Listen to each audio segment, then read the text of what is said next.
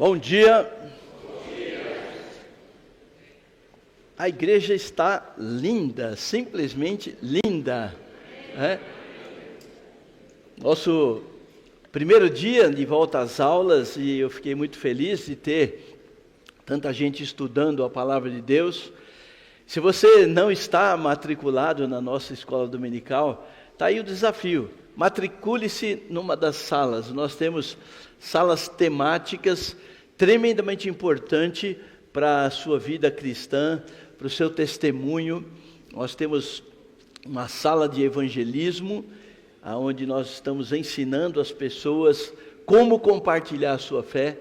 Nós temos uma sala sobre fé e ciência, que vai nos ajudar a defender a nossa fé de uma maneira bíblica, de uma maneira centrada.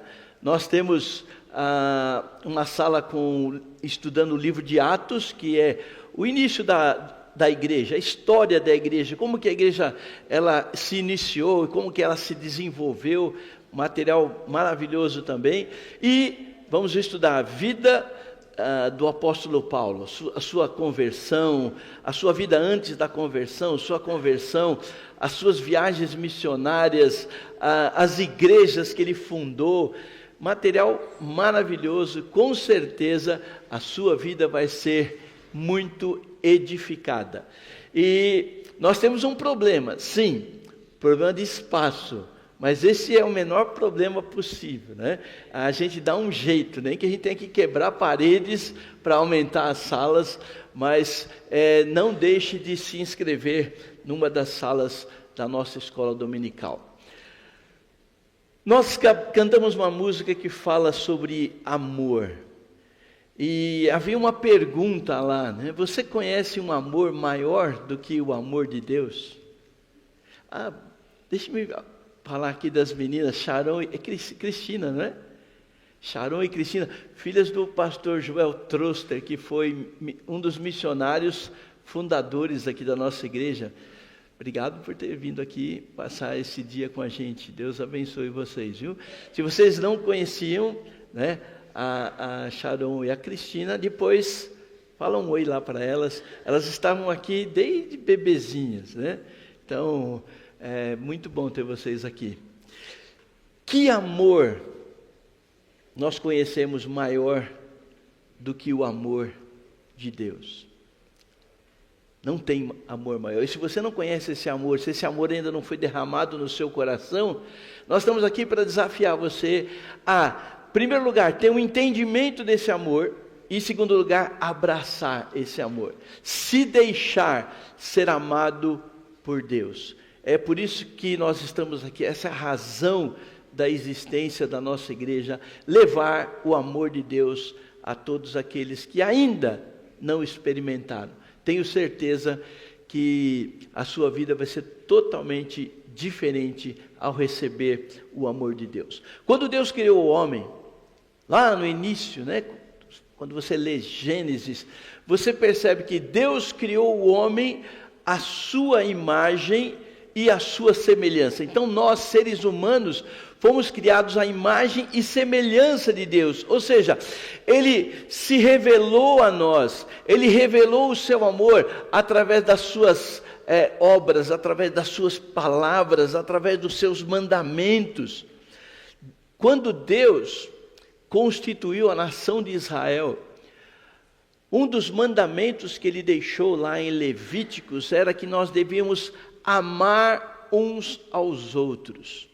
O amor sempre esteve presente, desde do primeiro versículo de Gênesis até o último versículo de Apocalipse. O amor de Deus é mostrado, o amor de Deus é proclamado.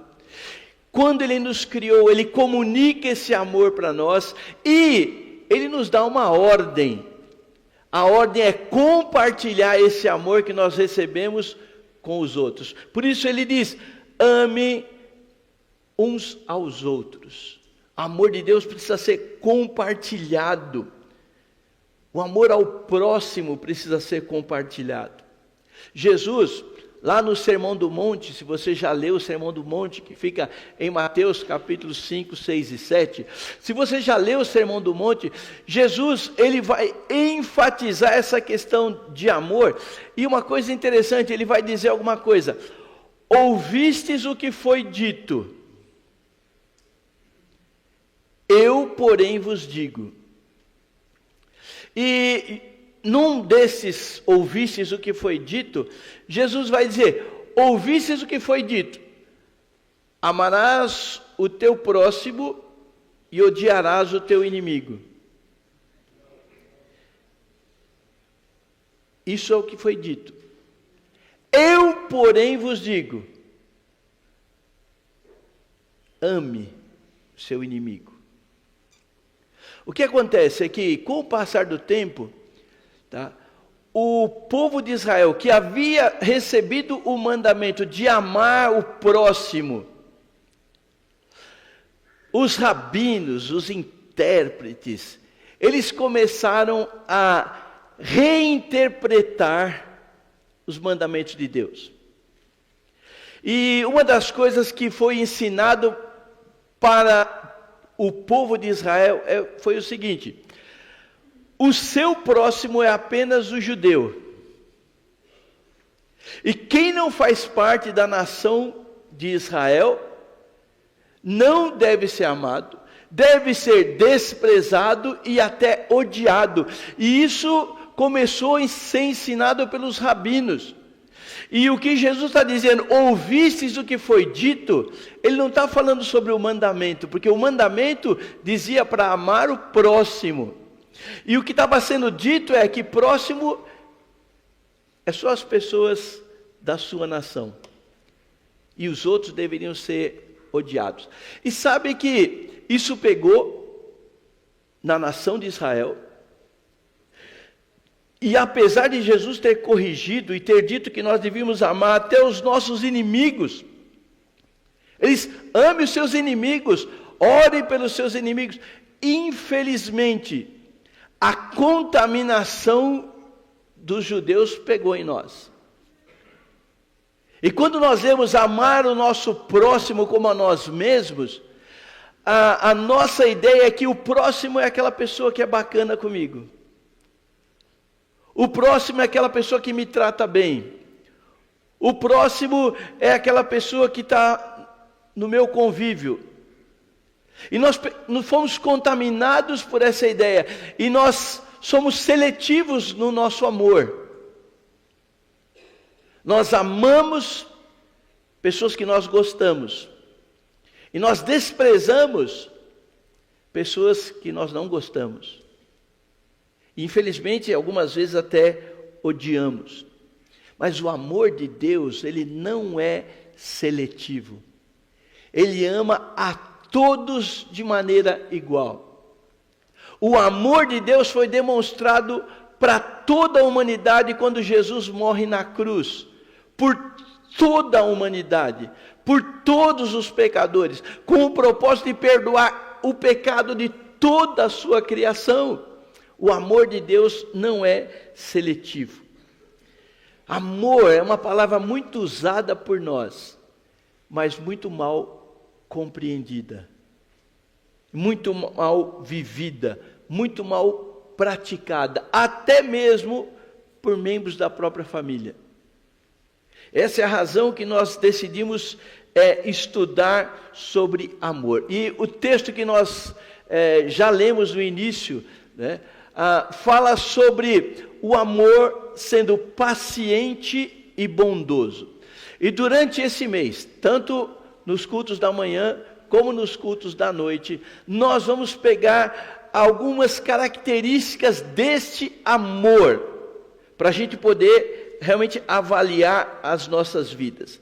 O que a gente precisa entender, algo que precisa ficar claro para nós, é que amor, gente, não é teórico.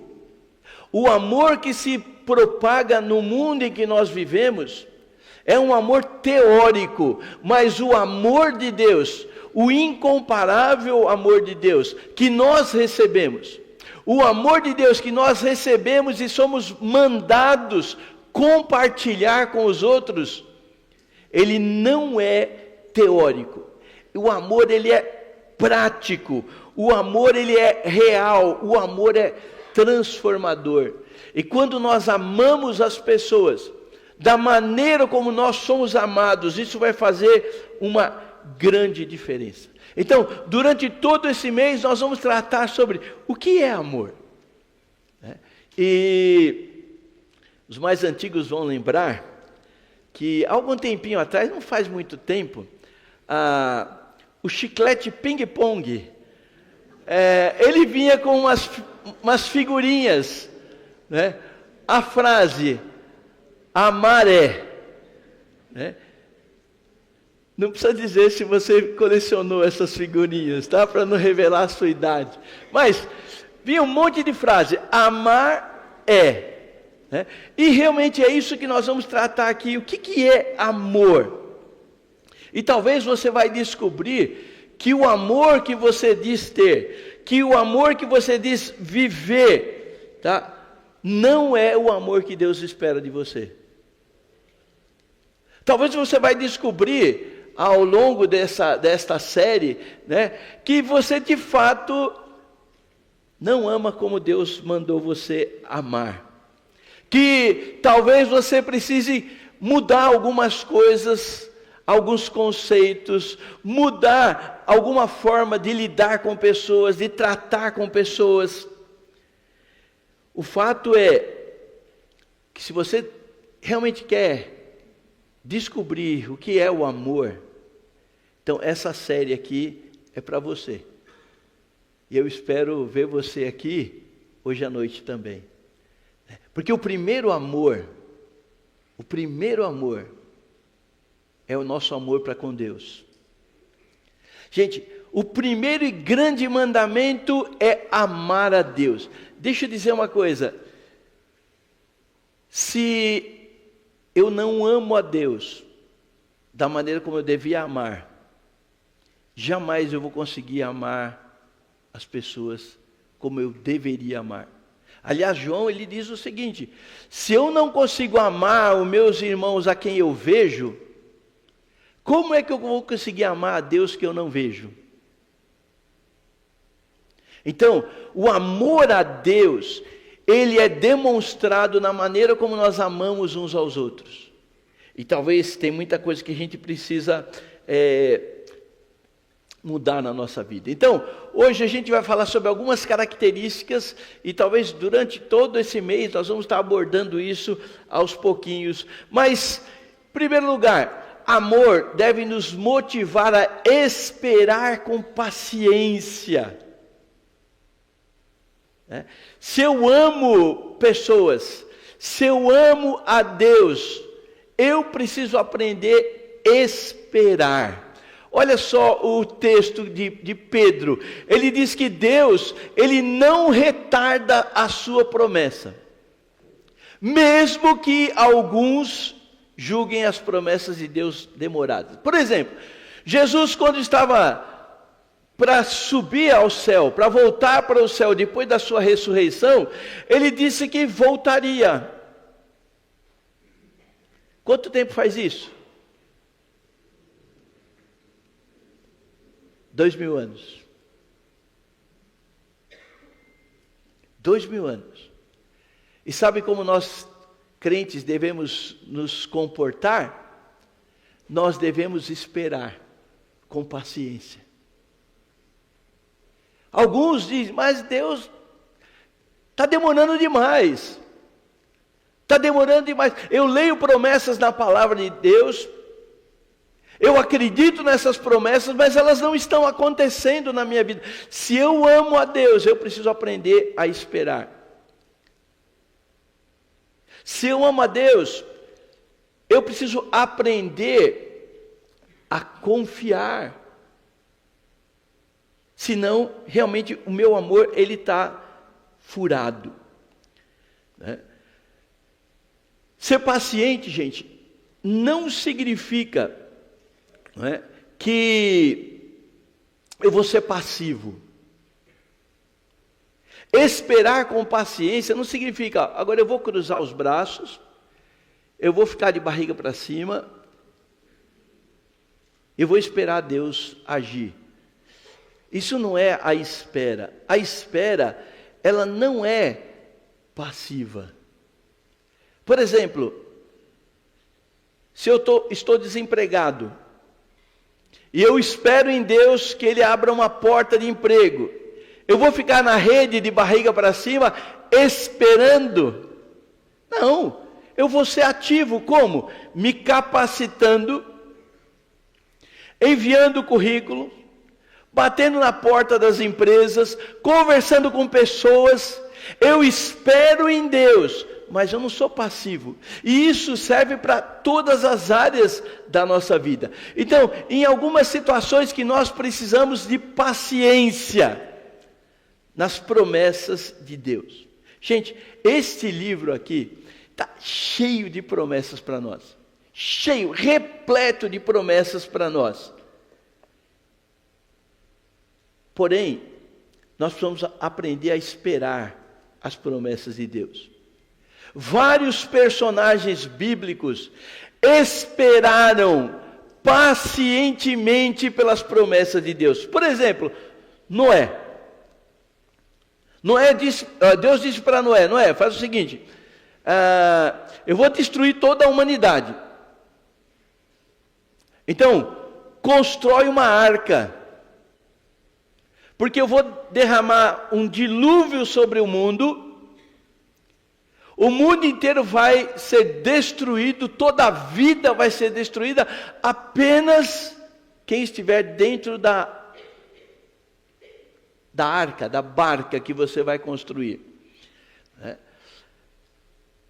Foram quase 100 anos de espera para o tal do dilúvio aparecer. Mas esse cara não desanimou. Eu imagino que deve ter levado quase 100 anos para ele construir aquele negócio daquele tamanho. Sozinho com os seus filhos. Porque ninguém mais acreditava. Mas ele acreditava numa promessa de Deus. Ele acreditava na palavra de Deus. Ele acreditava que Deus ia guardá-lo naquela arca. Então, independente do tempo, Noé esperou. Abraão, Deus prometeu para ele que ele seria pai. Aos 75 anos, você vai ter um filho. Foi uma promessa de Deus? Foi. Levou 25 anos até essa promessa acontecer. Agora imagina só, um homem de 75 anos ser pai. Já é meio complicado, não é? Agora, pensa num homem de 100 anos. E Abraão continuou firme. José, Deus falou para ele, numa revelação, né, que seus irmãos iam se prostrar diante dele. Que até os seus pais iam se prostrar diante dele. E ele esperou quase 13 anos para isso acontecer. Davi foi ungido como rei, mas ele assumiu o reinado de Israel 20 anos depois. Mas ele não desistiu, ele não desanimou. Jacó trabalhou 7 anos para se casar, e depois trabalhou mais 7 anos. Não, você vai ter que trabalhar mais 7, tá bom. Personagens bíblicos esperaram com paciência. O autor aos Hebreus, o escritor de Hebreus diz que Abraão esperou com paciência a promessa do Senhor. 25 anos, ele esperou com paciência. O apóstolo Paulo reforça a ideia, quando fala sobre Abraão, ele diz que ele esperou contra a esperança. Sabe o que significa isso? Abraão entendia que ele, como um homem de 75 anos, não poderia gerar um filho. Mas ele esperou contra a esperança. Por quê? Ele sabia que quem fez a promessa era fiel. Se nós amamos a Deus, o amor deve nos levar a esperar em Deus. O tempo de Deus é diferente do nosso. A maneira como Deus trata as coisas é diferente das nossas. Deus tem um plano para a minha vida, para a sua. Mas esse plano acontece no tempo de Deus, na maneira de Deus, não no nosso tempo e não na nossa maneira. Amar é saber esperar, esperar com paciência. Paulo diz, o amor é paciente. Também nós precisamos ter paciência com pessoas. Com pessoas. Talvez essa seja a maior dificuldade que nós temos na nossa vida. Ter paciência com pessoas. Ter paciência nos nossos relacionamentos. E sabe, o maior exemplo sempre foi Jesus. E certa vez Jesus está com os seus discípulos, pouco antes de sofrer a cruz, Jesus está com os seus discípulos, ele leva os seus discípulos lá para o Getsêmani, e ele diz para os seus discípulos, olha, o tempo está chegando, o tempo está próximo, meu martírio está próximo, vamos orar. E Jesus se retira para orar, e ele fica ali por um tempo orando, e quando ele chega perto dos seus discípulos, o que acontece? Estão dormindo. Jesus se retira de novo para orar, e quando ele volta, o que acontece com os seus discípulos? Dormindo de novo. E Jesus, ele diz uma coisa para eles, ele diz, vigiai. O espírito está pronto, mas a carne é fraca. Sabe o que Jesus está dizendo aqui? Jesus está reconhecendo a nossa imperfeição. Jesus está reconhecendo a nossa incapacidade. E sabe, nós precisamos aprender que as pessoas que nos cercam, seja dentro da família, seja dentro do trabalho, seja dentro da igreja, onde quer que for, nós precisamos aprender que as pessoas ainda são imperfeitas. Talvez o seu espírito, a sua parte relacional com Deus, ela sabe o que é certo, ela quer fazer o que é certo, mas a carne ainda é fraca. E sabe, quando nós reconhecemos que a nossa carne é fraca, que a carne das pessoas é fraca, nós vamos ter que entender que aquelas pessoas vão falhar, que aquelas pessoas vão errar, e nós precisamos ser pacientes com elas.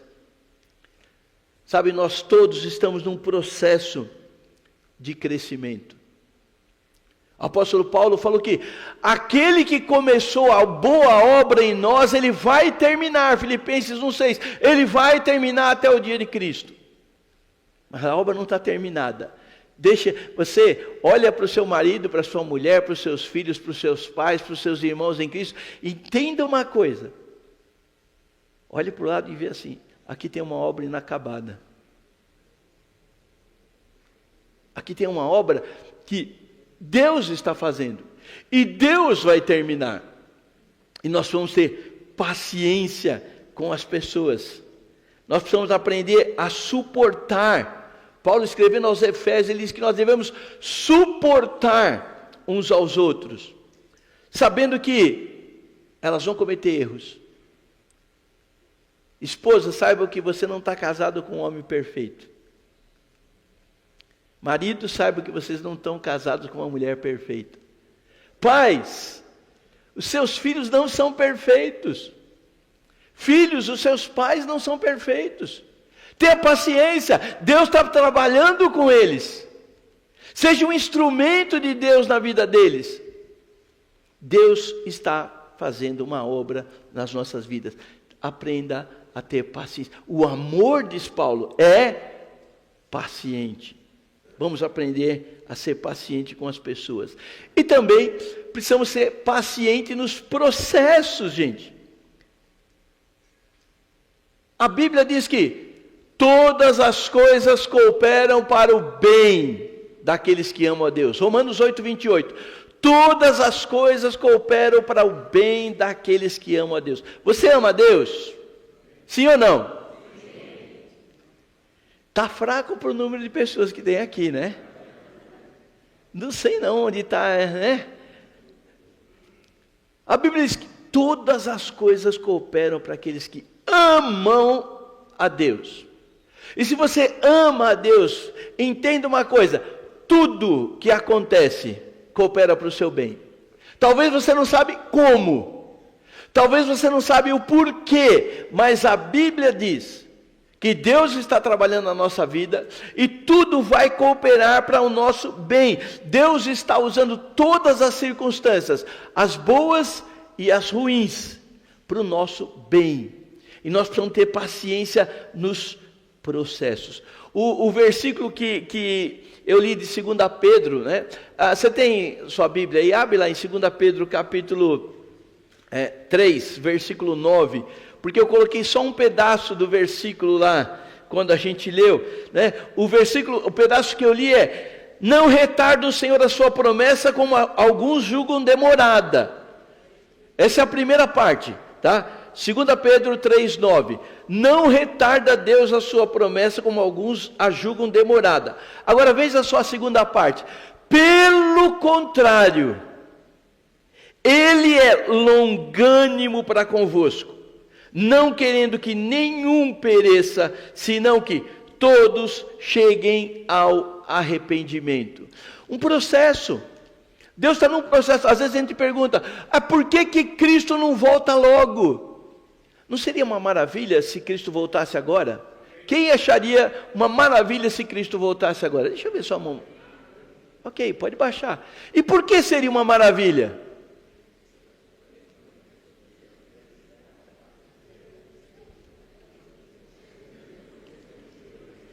Pensou demais, né? Sabe por que seria uma maravilha? Porque este corpo mortal seria revestido de imortalidade. Esse corpo corrupto seria revestido de incorruptibilidade. Esse óculos ia embora. Esses cabelos vão voltar. A barriga vai sumir. Esta placa que eu tenho no pescoço com 10 parafusos, ela ia sair daí. Eu não precisava mais de 2 placas, 10 parafusos prendendo a minha coluna. Isso vai sair. Esse corpo vai ser transformado. A morte vai deixar de existir. O choro, o pranto, o pecado vai ser literalmente extirpado desse corpo. Vamos ver o Senhor face a face. Seria ou não seria uma maravilha? Para nós, que temos uma certeza de salvação. Agora, possivelmente, você pode ir agora, faz um exercício. Possivelmente, você tem um nome de uma pessoa que você conhece, seja da sua família, seja dos seus relacionamentos de trabalho, de escola. Possivelmente você conhece uma pessoa, um nome vem na sua mente agora de alguém que ainda não é salvo. Tem um nome aí na sua mente? Essa pessoa entraria no pior período da sua vida. Um período onde o próprio Satanás vai governar esse mundo. Um período que não vai ser mais esse período que a graça de Deus está sendo derramada sobre esse mundo. Não vai ser um período aonde nós temos uma maravilhosa liberdade. Vai ser um período onde a ira de Deus está sendo derramada sobre o mundo por causa da impiedade. Não vai ser uma boa. E olha o que o versículo diz então: 2 Pedro 3,9. Pelo contrário, ele é longânimo. Sabe que Deus ainda está esperando? Ele está esperando a igreja acordar. Ele está esperando os crentes compartilharem a sua fé. Ele está esperando pessoas ainda serem salvas. Lembra o mandamento que ele deixou para a igreja? Ide por todo mundo, pregai o evangelho para toda a criatura. Deus não quer que ninguém pereça. Veja só, não querendo que nenhum pereça.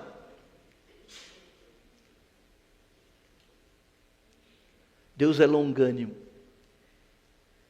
Ele está esperando. Vamos aprender a esperar, assim como Deus. Lembra que, apesar das coisas poderem ser demoradas na nossa vida, Deus tem um plano. Deus está trabalhando na nossa vida, e Ele está trabalhando para o nosso bem. Vamos ser pacientes. Vamos ser pacientes com as pessoas, como a gente acabou de ver aí. Vamos ser pacientes também com as promessas de Deus. Deus tem muitas promessas para nós. Vamos confiar. E que essas promessas nos façam esperar com paciência. Deus tem colocado pessoas na nossa vida. Vamos ser pacientes com as pessoas. Vamos saber que Deus tem um plano para a vida delas. Vamos saber que elas não são pessoas perfeitas. Vamos ter paciência no processo delas, porque também elas precisam ter paciência no nosso processo. E eu preciso que vocês tenham paciência comigo, porque eu sou tremendamente imperfeito. Eu não sou o melhor pastor do mundo, não chego nem perto disso. E eu preciso que você tenha paciência comigo. É assim que o Senhor quer que a gente faça. Que a gente ame as pessoas como nós amamos a nós mesmos. E nós temos que ter paciência nos processos. Deus trabalha, mas Ele não trabalha da nossa maneira. Ele trabalha da maneira dEle. Vamos confiar que Ele está trabalhando. Vamos confiar que Ele está operando. O amor deve nos levar a agir com bondade. Olha só o que o versículo diz. Antes, sede uns para com os outros benignos, compassivos, perdoando-vos uns aos outros. Como também Deus em Cristo nos perdoou. Sabe, como eu falei, bondade ou amor não é algo passivo. O amor é ativo. O amor nos leva à obediência. E aqui, veja só, ele está dizendo que nós temos que ter paciência com as pessoas, e nós temos que ser benignos com as pessoas, perdoando essas pessoas. Então, nos nossos relacionamentos, as pessoas vão falhar conosco, porque não são perfeitas, são falhas. E nós precisamos ser pacientes com elas. E nós precisamos demonstrar bondade com elas. E demonstrar bondade significa estar disposto a perdoar. Pessoas nos ferem. Pessoas nos machucam. Pessoas nos ofendem. Pessoas nos abandonam. Mas se nós amamos a Deus, se nós experimentamos o amor de Deus, nós podemos compartilhar o amor de Deus. E o perdão é o compartilhar do amor de Deus. Perdoando uns aos outros, assim como Deus em Cristo nos perdoou. Sabe como Ele te perdoou? O que é que você fez para Deus te perdoar? Quanto você pagou para Deus te perdoar?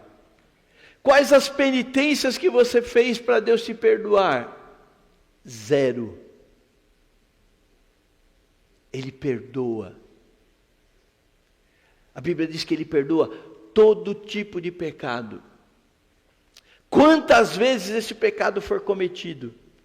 E o que Paulo está dizendo é, perdoe assim como você foi perdoado. Conhece a oração do Pai Nosso? Eu creio que sim, né? Todo mundo conhece, né? Na oração do Pai Nosso, Jesus diz o seguinte: perdoe os meus pecados. É assim? Ou perdoe as nossas dívidas, né? Vamos falar junto? Perdoe as nossas dívidas, assim como... Está mais ou menos, né? Perdoe as nossas dívidas, assim como nós perdoamos os que nos têm ofendido. Você já parou para pensar nisso? Você já refletiu essa frase? Perdoe o meu pecado, assim como eu tenho perdoado o pecado do meu irmão. Sabe o que você está dizendo muitas vezes para Deus? Exato. Se Deus vai me perdoar, se eu estou pedindo para Deus me perdoar, na mesma base que eu tenho perdoado as pessoas que me ofendem, muitas vezes nós estamos pedindo para Deus não nos perdoar. Pare para pensar sobre isso. Talvez você está... oração não é oração positiva, é oração negativa, né? Senhor, não me perdoe. Senhor, me castigue. Sei lá mais o que, tá? Como é que nós demonstramos... Nosso tempo está indo para o espaço, né? Mas como é que nós demonstramos bondade para as pessoas? Através de palavras. Olha só o que diz o texto de Provérbios: palavras agradáveis são como favo de mel, doces para a alma e medicina para o corpo. De que maneira nós podemos mostrar bondade? Com palavras agradáveis. Mas muitas vezes as nossas palavras ferem, machucam, e a gente quer machucar. Mas a Bíblia diz que palavras agradáveis são como mel, doce, agradáveis, medicina para o corpo. Sabe de uma coisa? Palavras podem curar pessoas ou podem destruir pessoas. Seja bondoso em palavras. Também Paulo diz: não saia da vossa boca nenhuma palavra torpe, vazia, inútil, imprestável, mas saia da vossa boca palavras que edificam. Sabe o que é palavra que edifica? Palavra que levanta as pessoas, não que diminui pessoas. Palavras que melhoram as pessoas. Nós podemos demonstrar bondade nas ações. Lembra do samaritano? Ele viu a pessoa caída, ele viu a pessoa sofrendo, ele pegou aquela pessoa. Ele colocou aquela pessoa que ele nem conhecia sobre o seu próprio animal. Ele continuou o seu trajeto a pé, porque a pessoa ferida estava no seu animal.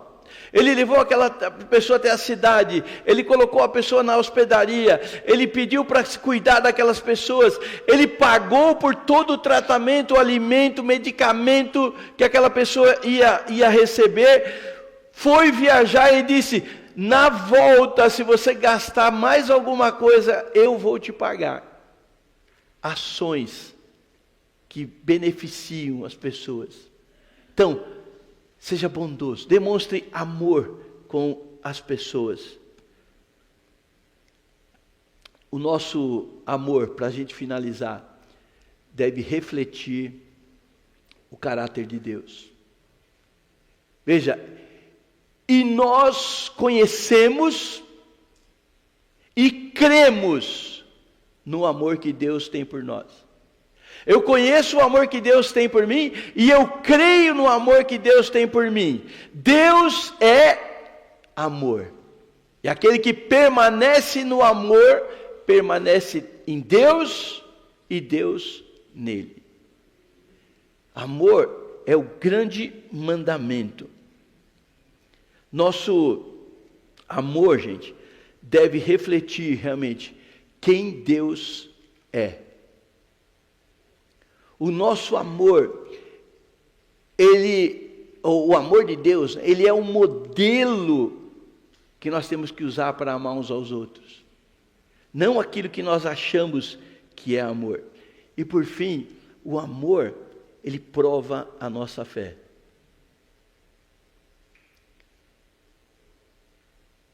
E a Bíblia diz, se eu digo que amo a Deus e não amo o meu irmão, eu sou mentiroso. Amor vai causar uma grande revolução. Que a gente viu nesta mensagem é que o amor é paciente e benigno. Que a gente possa ter sido desafiado a amar as pessoas com paciência e com bondade. E que isso mostre realmente o amor de Deus que nós recebemos no nosso coração. Eu sei que existem pessoas difíceis. E eu sei que é difícil conviver com pessoas difíceis. É gostoso eu abraçar e beijar uma pessoa que sempre faz o bem para mim, que me paga um cafezinho, que me elogia. É fácil. É difícil amar pessoas que nos causam mal, que nos fazem mal. Mas essa é a ordem de Deus. Então, vamos ser pacientes. Vamos ser bondosos. Jamais nos esquecendo do amor que nós recebemos. E que tudo que Deus permite na nossa vida é para o nosso bem. É para o nosso aprendizado. É para o nosso crescimento. E a minha pergunta é, como é que você reage quando você é contrariado? Responde aí você. Como você reage quando as pessoas erram contra você? A gente vive numa sociedade impaciente, uma sociedade intolerante. E nós podemos fazer a diferença. É isso que Deus espera de nós. Amor é paciente e benigno. Que Deus seja glorificado nas nossas vidas. A decisão é nossa. Deus jamais pediria algo para nós que nós não pudéssemos cumprir. E para que a gente pudesse amar uns aos outros, Ele derramou o seu amor em nós. E se você recebeu o amor de Deus, você é apto para demonstrar esse amor por qualquer pessoa. Eu gostaria de pedir que você só fechasse os seus olhos por um momento. E você que é um crente em Jesus Cristo, reflita sobre isso. Você tem demonstrado amor? O amor de Deus que você recebeu? Saiba que este amor, ele é transformador. Esse amor transforma relacionamentos, transforma famílias, transforma igrejas. Esse amor transforma o mundo. Decisão é nossa. Eu sei que é difícil, mas não é impossível amar com o amor de Deus. Coloque no seu coração o desejo de amar, de ser paciente e de ser bondoso, independente das circunstâncias, independente das pessoas. Se você está aqui nos visitando, agora eu quero mudar um pouquinho. Talvez você está aqui entre nós e você nunca abraçou esse amor. A Bíblia diz que Deus amou o mundo, que Ele deu o seu único Filho, para que todo aquele que nele crê não pereça, mas tenha a vida eterna. E receber o amor de Deus é receber Jesus como seu Salvador. É entender que Jesus, lá na cruz, há 2000 anos atrás, estava morrendo no meu lugar, Ele estava morrendo no seu lugar. Aquilo foi o maior ato de amor. E esse amor é oferecido para todos, gratuitamente. Para todo aquele que crê, para todo aquele que diz, eu sei que Jesus Cristo morreu por mim, e eu quero entregar a minha vida para Ele. E se você está aqui entre nós, ou se você está lá do outro lado na TV, na internet, e você ainda não abraçou esse amor, você não se permitiu que esse amor inundasse o seu coração, com perdão, com salvação, com nova vida, eu quero orar por você. Pastor, eu ainda não recebi Jesus como Salvador. Eu sou uma boa pessoa, eu sou religioso, eu sou cumpridor dos meus deveres, mas eu nunca me coloquei diante de Jesus, eu nunca pedi perdão pelo meu pecado, eu nunca o recebi como meu único e suficiente Salvador, mas eu gostaria de fazer isso. Eu não sei como, mas eu gostaria de fazer isso. Eu quero ajuda. Eu quero entender um pouco mais sobre isso. Por favor, ore por mim. Se é o seu caso, se você está dizendo, pastor, eu gostaria de receber esse amor, eu gostaria de receber a salvação, por favor, ore por mim. Aonde você estiver, as pessoas estão com os olhos fechados, levanta uma de suas mãos, pastor, lembra de mim nessa oração, eu gostaria de entregar a minha vida a Jesus Cristo, eu gostaria de receber esse amor no meu coração. Amém. Deus te abençoe.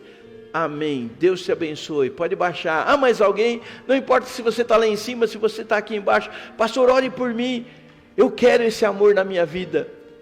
Amém. Deus te abençoe. Eu vi sua mão também. Ah, mas alguém antes de orar. Amém. Deus te abençoe. Ah, mas alguém, pastor, ore por mim. Eu quero realmente me entregar para esse amor de Deus. Eu quero receber esse amor. Eu quero desfrutar do relacionamento com Deus. Por favor, ore por mim também. Ah, mais alguém?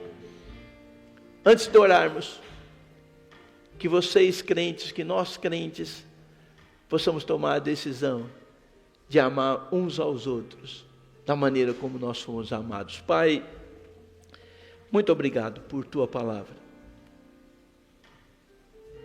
Muito obrigado pela ação do Teu Espírito aqui entre nós. Que o Teu Espírito Santo, que tem convencido essas pessoas a abrirem os seus corações e entregarem as suas vidas ao Senhor Jesus. Que esse Espírito as convença e que elas saiam daqui transformadas, com uma nova vida, com novas esperanças, com novas expectativas. E que esse mesmo Espírito que atuou na vida dessas pessoas que levantaram as suas mãos, que esse mesmo Espírito atue nas nossas vidas, na vida dos crentes, na vida daqueles que frequentam a igreja, que já declararam Jesus como seu Salvador. Que esse Espírito, ó Deus, nos mostre o amor que nós temos que demonstrar uns para com os outros. Que esse Espírito nos mostre o amor que nós devemos demonstrar para o mundo que está caminhando para a perdição. E que ao demonstrarmos esse amor, nós glorifiquemos o nome do Senhor. Que o Senhor seja glorificado nas nossas vidas. Muito obrigado a Deus pela Tua palavra. Oramos em nome de Jesus. Amém.